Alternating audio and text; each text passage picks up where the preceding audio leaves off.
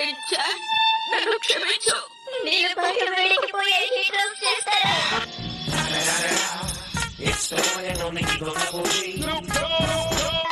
సరే షిన్చాన్, నీకు బోర్ కొడుతుంది, ఆడుకుంటే సంతోషంగా ఉంటుంది అంతే కదా, వెళ్దాం.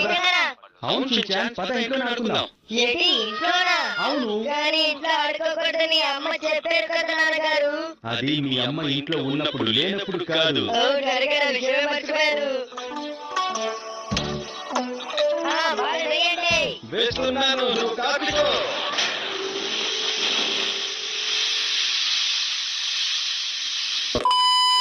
కానీ అమ్మ ఎందుకు నాన్నగారు పొద్దున లేచిన దగ్గర నుంచి చికాకు పడుతూ తిడుతూనే ఉంటారు? అయినా నీకు విషయం చెప్పనా, మీ అమ్మ అంటే నాకు అసలు ఎప్పుడూ భయం ఉండదు. తను కోపడిందంటే నేను ఏడుస్తూ మొహం పెడతానా, అంతే నన్ను ఒక్క మాట అనుకుంటే వెళ్ళిపోతుంది. అమ్మ మొహం ఎలా ఉంటుంది? కందగడ్డలా